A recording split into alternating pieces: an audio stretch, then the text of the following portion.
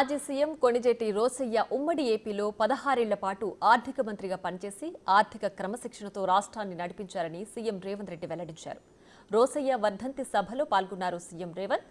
రోసయ్య ఆర్థిక క్రమశిక్షణ వల్లే తెలంగాణ 16,000 కోట్లు మిగులు బడ్జెట్ రాష్ట్రంగా ఆవిర్భవించిందని తెలిపారు.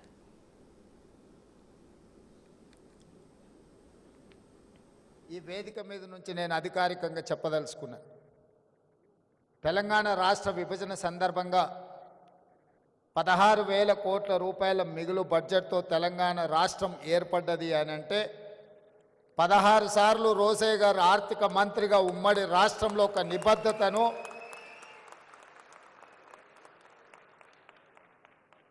ఆర్థిక పరంగా ఒక క్రమశిక్షణను వారు పాటించారు. కాబట్టే తెలంగాణ రాష్ట్ర ఏర్పాటు సందర్భంగా 16,000 కోట్ల రూపాయలతో మిగులు రాష్ట్రంగా తెలంగాణ రాష్ట్రం అవతరించిందని చెప్పి నేను ఈ సందర్భంగా ఖచ్చితంగా చెప్పదలుచుకున్నా.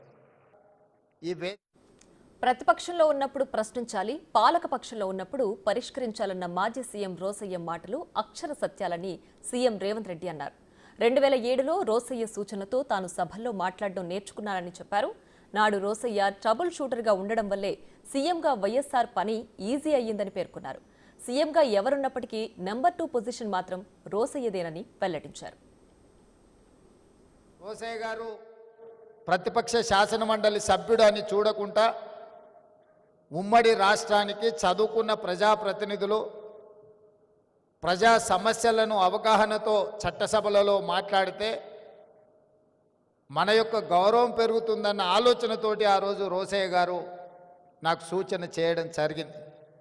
వారి సూచనతో చదువుకొని వారికే ఇబ్బందికరమైన పరిస్థితులు కల్పించే విధంగా శాసన మండలిలోనే మాట్లాడేవాడిని. ఆ మాట అన్నా, సార్ మీరు సూచన చేస్తూ నేను చదువుకొని వస్తే ప్రభుత్వానికి ఇబ్బంది కలిగినప్పుడు, ప్రభుత్వం సమస్యలో ఇరుక్కున్నప్పుడు డాక్టర్ వైఎస్ రాజశేఖర రెడ్డి గారు ఆ సమస్యను పరిష్కరించడానికి మిమ్మల్నే పంపుతాడు కదా, అది మీకు కూడా ఇబ్బంది అవుతుంది కదా అని నేను వారిని అడిగిన.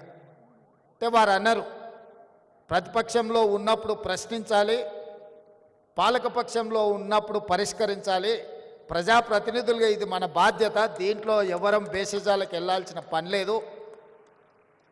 నువ్వు సమస్యలతో అవగాహనతో వచ్చి మాట్లాడితే మా ప్రభుత్వం వాటిని పరిష్కరిస్తుంది, తద్వారా మా ప్రభుత్వానికి మంచి పేరు వస్తుంది తప్ప మీరు ప్రస్తావించారు కాబట్టి మేము వాటిని పరిష్కరించకుండా ఉండాలన్న ఆలోచన మన ప్రభుత్వానికి ఉండదు. ముఖ్యంగా